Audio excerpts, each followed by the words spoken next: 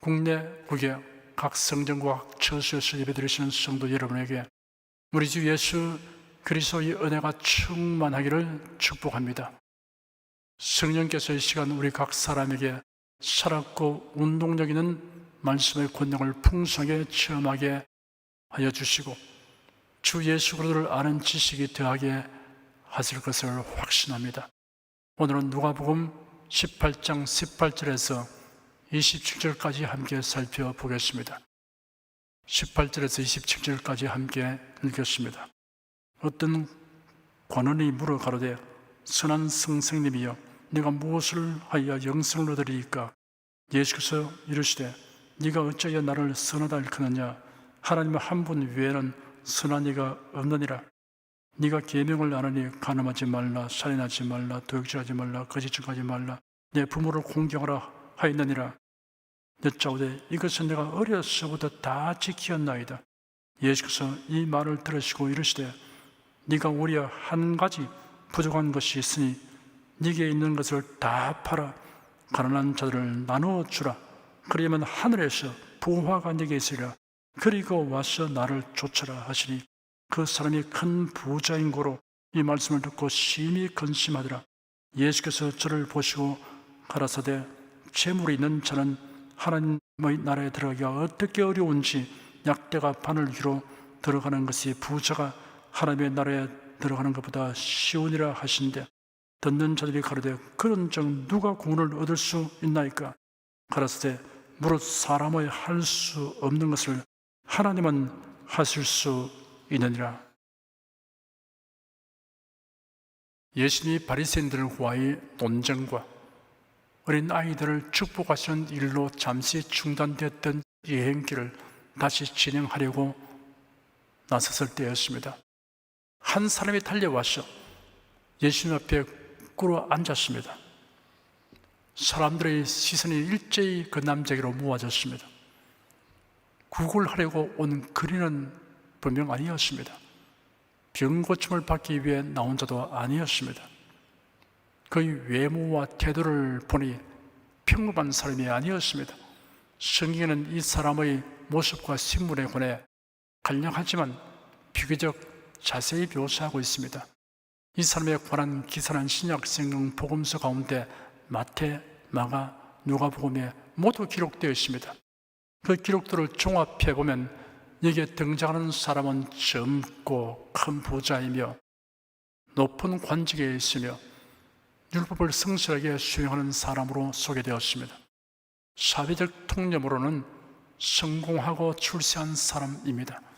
무엇 하나 부족한 것이 없어 보이는 이 사람이 여러 사람들이 지켜보는 가운데 예수님에게로 달려와서 길에 꿇어 앉아 질문하는 모습을 보면 그가 예수님께 나온 동기가 무엇인가를 알 수 있습니다. 진리를 탐구하려는 것이 동기이며 목적이었습니다. 그가 질문한 내용이 이를 더욱 확실하게 증명하여 줍니다. 그런 예수님에게 내가 무엇을 하여야 영생을 얻겠습니까? 라고 질문했습니다. 이 같은 질문을 한 사람이 누가복음 10장에도 있습니다. 그 사람은 율법학자였습니다. 그 율법학자는 예수님을 시험할 목적으로 선생님, 내가 무엇을 하여야 영생을 얻겠습니까? 라고 질문하였습니다. 영생과 하나님 나라에 들어가는 길에 관하여 알고자 예수님을 찾아왔던 또 다른 사람이 있습니다. 그도 관원이었고 부자였습니다. 그 이름은 니고데모입니다. 그런 하나님의 나라와 영생에 관하여 알기 위하여 밤중에 예수님에게 왔습니다. 그러나 본문의 젊은이는 낮에 길에서 사람들이 주시하는 가운데 달려와서 예수님 앞에 꿇어 앉아 영생을 얻는 길에 관하여 질문했습니다. 이 젊은이는 예수님의 권위를 존중하며 존경심을 가지고 나왔습니다. 그런 진리를 알고자 하는 진지함과 열정이 있었습니다. 그런 겸손한 태도로 나왔습니다. 이 젊은 부자 고라는 외적으로 보면 무엇 하나 부족한 것이 없는 사람이었으나 영생에 대한 확고한 지식과 믿음이 없었습니다. 그가 나름대로는 종교적 계율을 지키고 선한 일에 힘써왔으나 그 정도의 행함으로써 과연 영생을 얻을 수 있을지 확신할 수 없었습니다. 이것이 그의 고민거리였습니다. 전혀 확신이 없었다고 하기보다 이 정도면 영생을 얻지 않겠는가라는 믿음을 가지고 있었다고 보는 편이 더 적절하겠습니다. 그가 기대한 것은 자신의 행위에 대하여 예수님으로부터 긍정적 답을 얻으려고 한 것입니다. 그가 예수님을 향해 선한 선생님이라고 불렀습니다. 예수님이 그 청년을 향하여 네가 어찌하여 나를 선하다 일컫느냐, 하나님 한 분 외에는 선한 이가 없느니라 하였습니다. 예수님의 신성을 부정하는 사람들은 예수님의 이 말씀을 두고 예수님이 하나님이 아닌 증거라고 지적합니다. 하나님만이 가지는 절대적인 선을 예수님은 가지고 있지 않다는 사실을 이 말씀이 증명하는 것이라고 주장합니다. 그러나 그것은 고의적인 오해에 지나지 않습니다. 예수님은 자신의 선하심을 부정한 것이 아닙니다. 부자 청년 관원이 예수님에 대해 어떠한 관념을 가지고 있는가를 드러내신 것입니다. 이 젊은이는 예수님의 신성을 알지 못하였고 예수님을 당시의 바리새인이나 유대인 율법학자 등과 같은 선생으로 인식하고 있었습니다. 그런 예수님이 단지 인간으로서 탁월한 지혜와 능력을 가지신 선생이라고 여기면서 선하다는 말을 붙여 사용하였습니다. 선함은 하나님의 절대적 품성 가운데 하나입니다. 이 부자 청년이 인간의 상대적 선을 염두에 두고서 예수를 그 같은 선을 향하는 선생으로 생각하며 영생의 진리를 물으려고 한 것은 그 출발점부터 잘못된 것임을 예수님이 지적하신 것입니다. 예수님은 이어서 부자 청년에게 네가 계명을 안 하니 살인하지 말라, 가늠하지 말라, 도둑질하지 말라, 거짓 증거하지 말라, 속여 취하지 말라, 내 부모를 공경하라 아니라 라고 말씀하셨습니다. 이러한 계명들은 십계명에 포함된 계명들입니다. 십계명을 크게 둘로 나누면 하나님께 관한 계명과 인간 상호간의 계명으로 나눌 수 있습니다. 첫 번째 계명부터 네 번째 계명까지는 하나님께 관한 계명이고 다섯 번째 계명에서 열 번째 계명까지는 인간 상호간의 계명입니다. 예수께서 부자 청년에게 말씀하신 계명은 인간 상호간의 계명입니다. 예수님이 이러한 계명들을 말씀하신 것은 이를 행함으로 영생을 얻기 때문이 아닙니다. 사실 이러한 계명들이 요구하는 내면적 뜻을 모두 알게 되면 어떠한 사람도 계명을 온전하게 다 준수할 수 없다는 사실을 알게 됩니다. 그런데 부자 청년은 즉시 대답하기를 선생님이여 이것은 내가 어려서부터 다 지켰습니다 하였습니다. 그런 율법이 요구하는 바가 무엇인지 잘 알지 못한 채 율법을 지킨다고 애써온 사람이었습니다. 그래야 자기 기준에 맞추어 율법을 이해하고 준행하여 왔던 것입니다. 마태복음에 보면 아직도 무엇이 부족합니까? 라는 질문이 덧붙여 있습니다. 그런 인간이 무엇을 행하여 영생을 얻는다는 관념에 깊이 젖어 있기 때문에 그가 무엇을 더 행해야 하는지 가르쳐 달라고 하였습니다. 지금까지 자기가 아는 바대로의 율법은 다 지켜왔는데 만일 아직도 알지 못한 율법이 있으면 알려달라고 요구했습니다. 선생님이요 이것은 내가 어려서부터 다 지켰습니다. 아직도 무엇이 부족합니까? 라는 그의 말에서 한편 당당하면서도 또 한편으로는 당황하는 모습을 볼 수 있습니다. 마가복음에는 예수께서 사랑하는 마음으로 그를 바라보시며 말씀하셨다라고 기록되어 있습니다. 예수는 영생의 진리를 알고자 하는 그 청년의 진지함과 열정을 귀하게 보셨습니다. 그러나 한편으로는 그 청년이 지금까지 살아오면서 스스로 행한 일이 영생을 얻는 데 합당하다는 판정을 받으려고 하는 그 모습에 연민의 정을 느꼈을지도 모릅니다. 그렇다고 하더라도 예수 그 청년을 그릇되고 흠악한 지식과 믿음에서 벗어나도록 이렇게 말씀하셨습니다. 네게 오히려 한 가지 부족한 것이 있으니 가서 네게 있는 것을 다 팔아 가난한 자들을 주라. 그러면 하늘에서 부화가 네게 있으리라. 그리고 와서 나를 쫓으라. 매정한 말씀 같으나 실은 그 부자 청년을 사랑하는 마음으로 하신 말씀입니다. 어떠한 설교자라도 다른 사람의 입장과 사정을 고려하고 동정하여 진리의 말씀을 왜곡되게 전할 권리는 없습니다. 사람들의 비위를 맞추려고 진리를 왜곡되게 전하는 자에게는 하나님의 저주가 선언되어 있습니다. 세상의 칭찬을 듣기 위해, 명칭을 얻기 위해, 사스러운 욕심을 채우기 위해 복음을 혼잡하게 전하는 자에게도 하나님의 저주가 선언되어 있습니다. 비진리를 진리인 줄로 믿고 어디서나 그대로 주장하고 가르치는 자는 악한 자라기보다 가련한 자입니다. 그러나 하나님 말씀 곧 구원과 영생의 진리에 대해서 일관성 있는 말을 하지 않고 상황에 따라 말을 바꾸는 자는 악한 자입니다. 이는 무서운 죄악입니다. 이런 사람을 두둔하거나 추종하는 자도 마찬가지입니다. 고린도후서 6장 15절 16절에 그리스도와 벨리알이 어찌 조화되며 하나님의 성전과 우상이 어찌 일치가 되리요 하였습니다. 부자 청년에게 예수님은 가차없이 말씀하셨습니다. 네게 오히려 한 가지 부족한 것이 있으니 가서 네게 있는 것을 다 팔아 가난한 자를 주라. 그러면 하늘에서 부호가 네게 있으리라. 그리고 와서 나를 쫓아라.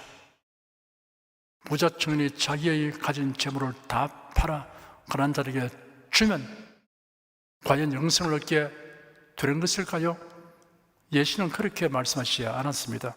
예수는 그 부자 청년에게 계명을 지킨다는 것이 무엇을 의미하는가를 가르쳐 주려고 하신 것입니다. 그 청년이 계명을 지켰다고 하는 것은 그 계명을 자기 나름대로 해석하고 그 범위 안에서 지켜왔다는 것을 깨닫게 하여 주려는 것입니다.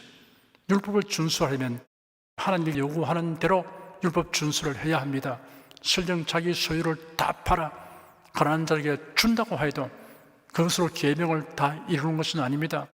타인의 것을 탐내면 도적질한 것과 같으며 타인을 미워하는 생각만 해도 살인하는 것과 같은 범죄행위로 간주하는 것이 율법입니다.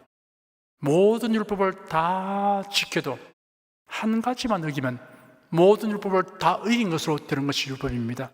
그러면 율법으로 의롭게 될 사람은 없습니다. 예수님이 젊은 부자 관원이 그 많은 재물을 다 처분하여 가난한 자에게 나누어 주는 일은 결코 하지 못할 것을 잘 알고 있었습니다. 부자 청년이 예수님의 말씀을 듣고 그 자리에서 오 예수님, 제가 율법으로는 의롭게 될 수 없음을 이제 알았습니다. 저를 도와주시옵소서라고 외쳤어야 합니다. 그런데 부자 청년은 슬픈 기색을 띠고 심히 근심하며 예수님을 떠나가고 말았습니다. 부자 청년은 영생을 얻는 것을 인생의 중대 과제로 알고 있었고 이를 갈망하는 것은 틀림없습니다. 그러나 막상 자신의 재물을 모두 포기해야 한다고 생각하자 영생보다 재물편을 택하고 말았습니다.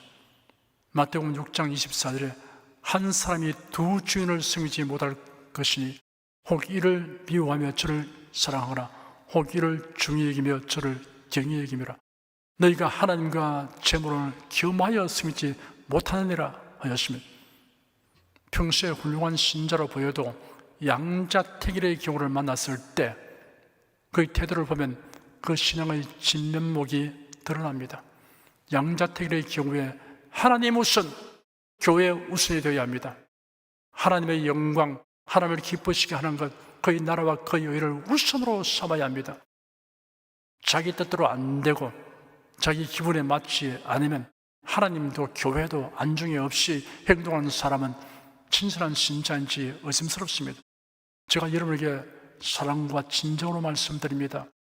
여러분의 교회 생활, 신앙생활에 오점을 남기기를 원치 않는다면 모든 일을 사실대로 알아보기 전에는 교회와 교육자와 성도에 대하여 함부로 비난하거나 비평하지 않도록 주의해야 합니다.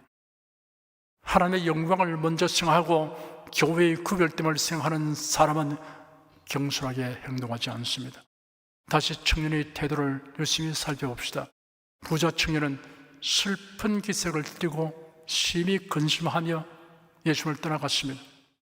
활기차게 등장했던 청년이 완전히 풀이 죽어 퇴장하고 말았습니다. 그가 예수님에게로 달려올 때의 모습과 예수님을 떠나갈 때의 모습이 매우 대조적입니다. 부자 청년은 영생을 주는 분이 하시는 말씀을 듣고도 깨닫지 못하고 슬픈 기색을 띠고 심히 근심하며 떠나갔습니다. 인본주의적 사상이나 우상 종교의 교리로 고착관념을 가진 사람은 단순 명료한 영생의 도리를 말해 주고도 도리어 어렵게 생각합니다. 구원과 영생에 대하여 자기가 원하는 답을 설정해 놓고 질문을 던지는 사람은 결국 슬픈 기색을 띠고 근심하며 떠나가 버립니다. 본문에는 그가 큰 부자인 까닭이라고 설명을 부연하고 있습니다. 큰 부자. 이것이 이 청년이 심히 근심하고 슬픈 기색을 띠며 예수님을 떠나가게 한 원인입니다. 재물이 많다는 것이 그의 한계와 비극을 초래하는 원인이었습니다. 1905년 미국 텍사스주 휴스턴에서 태어난 하워드 휴즈는 아버지로부터 물려받은 막대한 재산으로 영화 제작, 부동산업, 항공산업 등으로 억만장자가 되었습니다.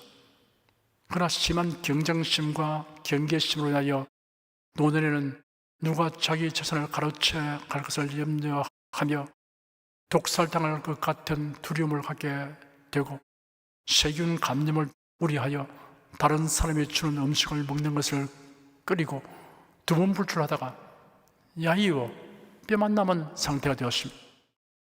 그에게도 복음이 전해졌을 것이고 구원을 얻을 수 있는 기회도 있었겠지만 재물을 모으고 사업에만 몰두하다가 엄청난 재산을 가지고도 고독과 굶주림으로 생을 마감했습니다. 세상 재물과 명성과 권세를 버리더라도 영생을 얻으려 하는 사람이 있는가 하면 영생을 팔아서라도 세상 것을 얻으려 하는 사람이 있습니다. 영생은 모든 것을 다 포기하고라도 얻어야 할 가치가 있는 것입니다. 그러나 그 포기가 쉽지 않습니다.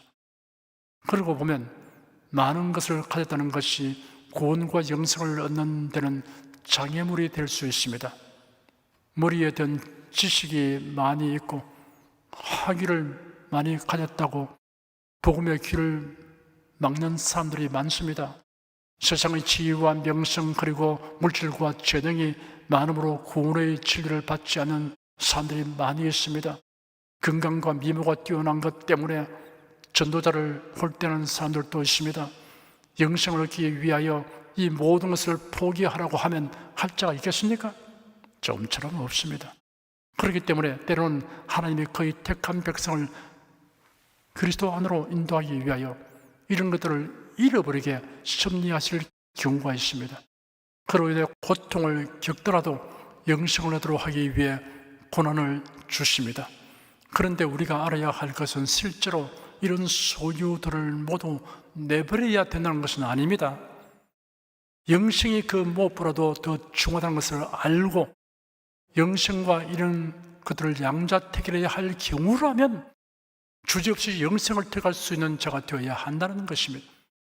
소유의 적정 한계선이 어디입니까? 소유의 적정 분량과 한계란 사람마다 다릅니다. 그러나 모든 사람에게 적용되는 원칙이 있습니다.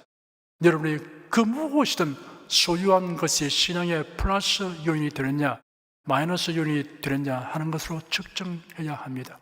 아무리 사소한 것일지라도 그것으로 인하여 신앙생활에 걸림이 되고 퇴보를 가져온다면 그것은 한계를 넘은 것입니다. 내버리고 포기해야 합니다. 그것이 재물이든 집이든 권세든 모임이든 취미든 오락이든 마찬가지입니다. 예수는 부자 청년에게 네게 오히려 한 가지 부족한 것이 있으니 가서 네게 있는 것을 다 팔아 가난한 자에게 주라. 그리하면 하늘에서 부화가 네게 있으리라. 그리고 와서 나를 쫓으라 라고 말씀하셨습니다.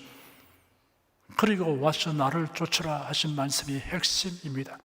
예수 그리스도를 쫓는다는 것은 예수님의 그림자를 밟고 뒤를 따라다니라는 말씀이 아닙니다. 예수님의 뜻을 수용하고 순종하라는 말씀입니다. 아무든지 나를 따라오거든 자기를 부인하고 자기 십자가를 지고 나를 쫓을 것이라 라고 예수께서 저들에게 말씀하신 적이 있습니다. 예수는 부자 청년과 자신의 대화를 듣고 있는 저들을 둘러보시고 재물이 있는 자는 하나님의 나라에 들어가기가 어떻게 어려운지 약대가 바늘 위로 들어가는 것이 부자가 하나님의 나라에 들어가는 것보다 쉬우니라 라고 말씀하셨습니다. 낙타와 바늘 귀로 번역된 부분에 대하여 여러 가지 설명들이 있습니다. 성경원어로 낙타는 카멜로스이고 밧줄은 카밀로스입니다. 카밀로스라고 씌워진 성경 사본도 있습니다. 바늘 귀는 예루살렘 성에서 주로 밤에 이용되는 문으로 바늘 귀 문이 있었다고 합니다. 이 문은 입구가 좁고 낮아서 낙타가 걸어서는 들어갈 수 없고 더욱이 짐을 싣고서 들어가는 것은 생각도 할 수 없다고 합니다. 무엇으로 해석하든 부자가 천국에 들어가기가 심히 어렵다는 의미를 나타내는 것은 동일합니다. 재물이 있는 자는 하나님의 나라에 들어가기가 어떻게 어려운지 약대가 바늘 귀로 들어가는 것이 부자가 하나님의 나라에 들어가는 것보다 쉬우니라 하신 예수님의 말씀을 듣고 제 아들이 심히 놀라며 그렇다면 누가 구원을 얻을 수 있습니까? 라고 질문하였습니다. 제 아들이 심히 놀라는 것은 유대인들의 일반적인 생각으로는 부자는 하나님의 복을 받아 부유하게 되는 것으로 알고 있는데 낙타가 바늘 귀로 들어가는 것이 그런 부자들이 하나님의 나라에 들어가는 것보다 쉽다고 예수께서 말씀하셨기 때문입니다. 그렇다면 구원을 얻을 자가 어디 있겠습니까? 라는 생각을 하게 된 것입니다. 하나님은 성도들에게 재물을 주시지만 그렇다고 재물이 많은 것이 영혼이 잘된 증거는 아닙니다. 무신론자와 우상숭배자 가운데 부유한 사람은 얼마든지 있습니다. 반면에 친절한 성도 가운데 가난한 사람도 얼마든지 있습니다. 예수님은 대답하시기를 무릇 사람의 할 수 없는 것을 하나님은 하실 수 있느니라 하였습니다.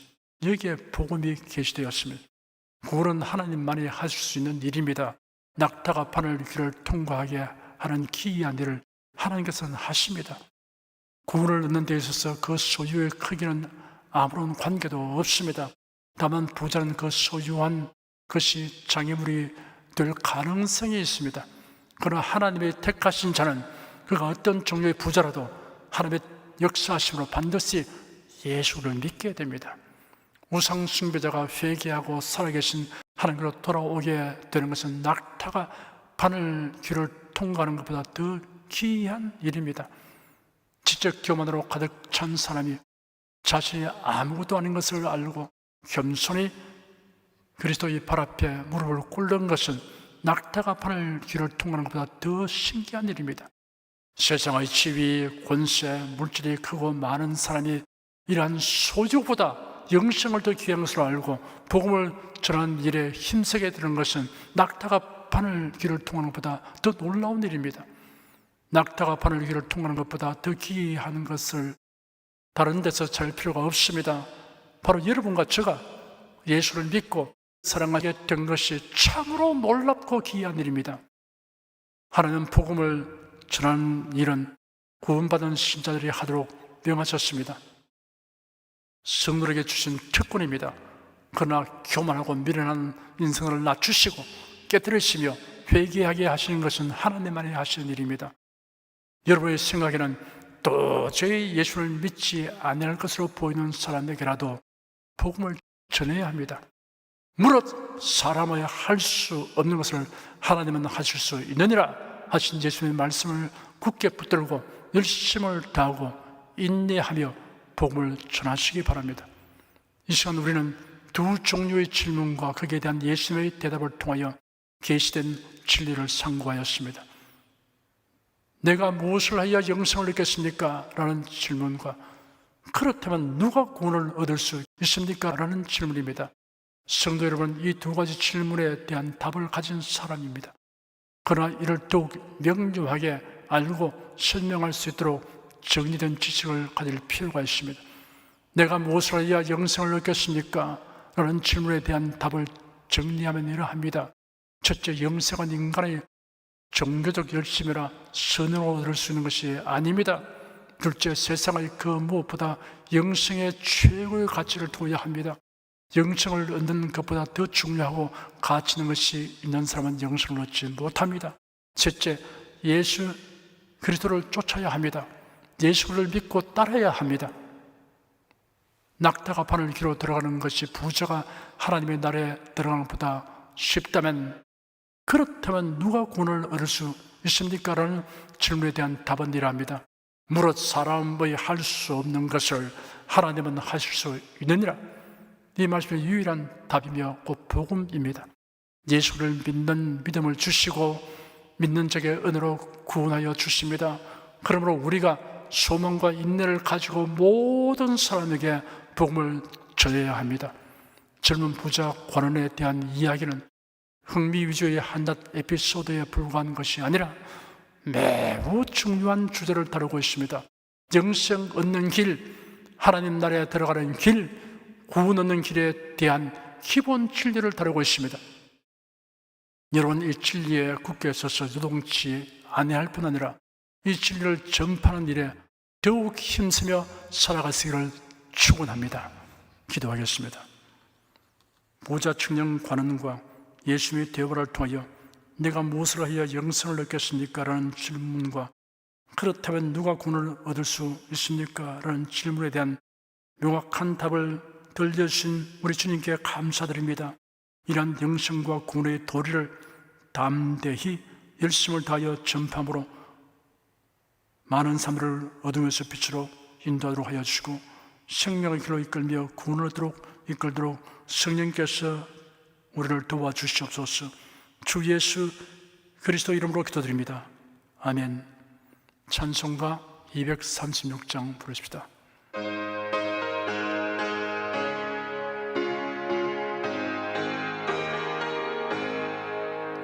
주 예수 크신 사랑 늘 말해 주시오.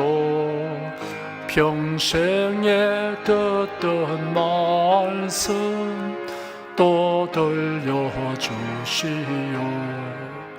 저 배지 않는 천국 주 예수 계신 곳 나 밝히 알아듣게 또 들려주시오. 평생에 듣던 말씀 평생에 듣던 말씀 주 예수 크신 사랑 또 들려주시오. 아침에 있을 방울 쥐사라짐같이 내 기억 부족하여 늘 익히시우니 잘 알아듣기 쉽게 늘 말해주시오. 날 구속하신 사랑 또 들려주시오. 평생에 듣던 말씀 평생에 듣던 말씀 주 예수 크신 사랑 또 들려주시오. 주 예수 나를 위해 이 세상 오셔서 날 구속하신 은혜 말하여 주시오. 나 같은 사람 위에 주 보혈 흘렸네. 이 복스러운 말씀 또 들려주시오. 평생에 듣던 말씀 평생에 듣던 말씀 주 예수 크신 사랑 또 들려주시오.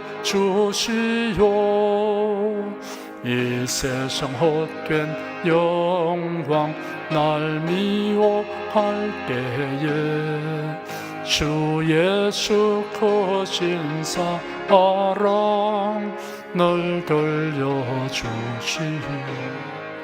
천국의 빛난 영광 내 눈에 비칠 때 주 예수 크신 사랑 또 들려주시오. 평생에 듣던 말씀, 평생에 듣던 말씀, 주 예수 크신 사랑 또 들려주시오.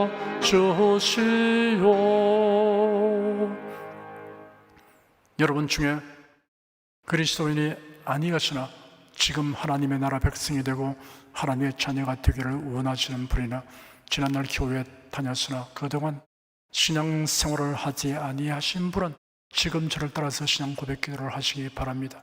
성도 여러분은 자신의 신앙을 견고히 하기 위해서 따라서 함께 기도하시기 바랍니다. 하나님 아버지, 저를 불러주시니 감사합니다.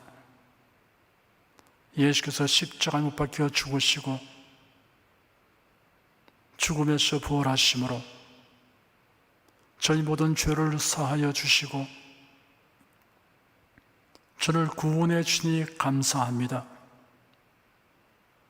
예수는 나의 구세주이시며 하나님이시며 주님이심을 믿고 고백합니다. 하나님을 변함없이 경외하고 사랑하고 의지하며 살겠습니다. 힘써 복음을 전하며 살겠습니다. 예수님 이름으로 기도드립니다. 아멘. 여러분 가슴에 손을 얹으십시오. 우리 기도를 응답하시는 하나님을 앙망하시기 바랍니다.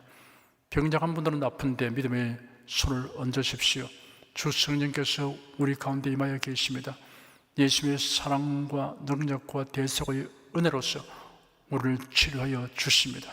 성령의 나타남과 능력으로 표적과 기사를 베풀어 주십니다. 나는 너희를 치료하는 여호와임이라. 예수께서 가르치시며 천국 복음을 전파하시며 모든 병과 모든 약한 것을 고치시니라. 너희 중에 병든 자가 있느냐 위하여 기도할지니라. 믿음의 기도는 병든 자를 구원하리니 주께 스스로 일으키시리라. 병 낫기를 위하여 서로 기도하라. 이러한 성경 말씀에 의하여 우리가 하나님께 신주를 간구하오니 응답하여 주시옵소서. 너희가 어찌 뭐라면 구하지 않기 때문이라고 말씀하셨으므로 기도하는 담력과 즐거움을 주니 감사합니다. 믿는 자들에게 이런 표적이 따르니 병든 자에게 손을 얹으면 나으리라 하신 약속을 좇아 지금 연약하고 병든 곳에 손을 얹고 간구하는 모든 성도들에게 하나님의 권능이 임하여 낫게 하여 주시옵소서. 병들어 고통하는 친족과 교우들을 위하여 기도하오니 불쌍히 여기시고 치료하여 주시옵소서. 모든 병과 모든 약한 것을 고치신 예수님께 간구합니다. 상한 몸, 병든 몸을 고쳐 주시옵소서. 뇌, 구강, 혀, 척수, 갑상선, 임파선, 뼈, 골수, 인대, 관절, 디스크, 근육, 신경, 혈액, 혈관, 피부를 고쳐 주시옵소서. 시각기관, 청각기관, 심장, 호흡기, 소화기, 비뇨기의 기능이 완전하게 하여 주시옵소서. 예수 그리스도의 이름으로 명한다. 병만은 물러가라. 통증과 염증은 나을지어다.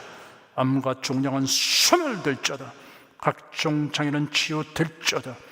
예수 그리스도의 이름으로 명하노라. 지금 낫게 될지어다. 순식간에 나을지어다. 모든 병과 모든 약함은 치유될지어다. 병약의 색은 제거되고 건강의 수로 충만하게 될지어다. 신유의 능력이 몸과 마음에 계속 머물러 있게 하여 주시옵소서. 몸과 마음이 마치 유양간에서 온 송아지처럼 독수리가 날개치며 올라옴같이 활기차게 하여 주시옵소서. 생활에 다가오는 풍파는 고요하고 잠잠하게 하여 주시옵소서. 모든 일에 항상 모든 것이 능력하여 드리고 베푸는 일을 풍성하게 행하도록 하여 주시옵소서. 슬픈 일을 당한 성도들에게 주님께서 손 내밀어 붙들어 주시고 주님의 음성을 들려 주시옵소서. 슬픔보다 더 큰 위로가 임하여 속히 극복하게 하여 주시옵소서.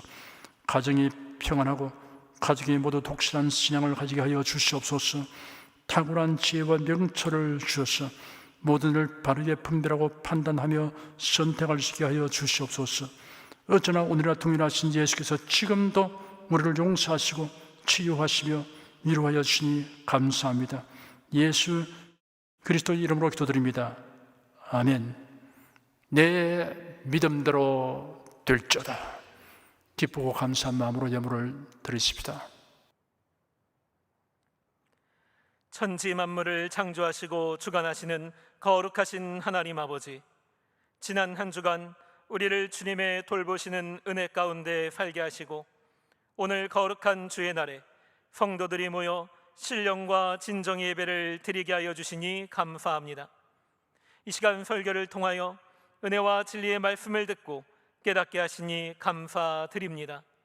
우리가 주님의 말씀대로 행하며 살기 원하오니 권능의 손길로 도와주시옵소서. 주님께서 베풀어 주시는 은혜에 감사하며 정성껏 예물을 드리오니 기쁘게 받아주시옵소서. 우리 주 예수 그리스도 이름으로 기도드립니다. 아멘.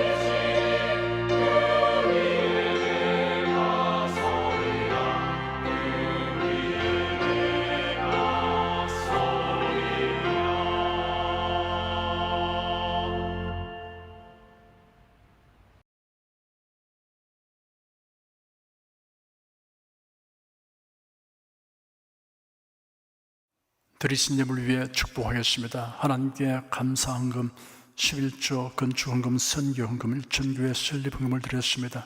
향기로운 예물로 연락해 주시고 우리 성도들의 모든 산업을 풍성케 하여 주시옵소서. 주 예수 그리스도 이름으로 축복하며 기도드립니다. 아멘. 교회 소식 말씀해 드리겠습니다.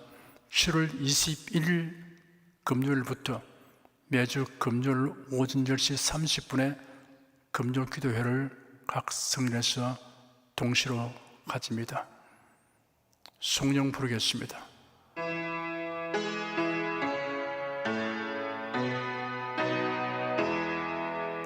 성부 성자 성령께 찬송과 영광 돌려보내세.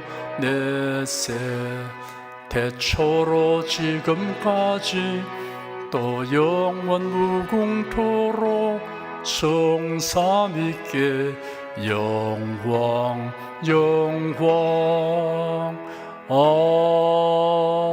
아멘.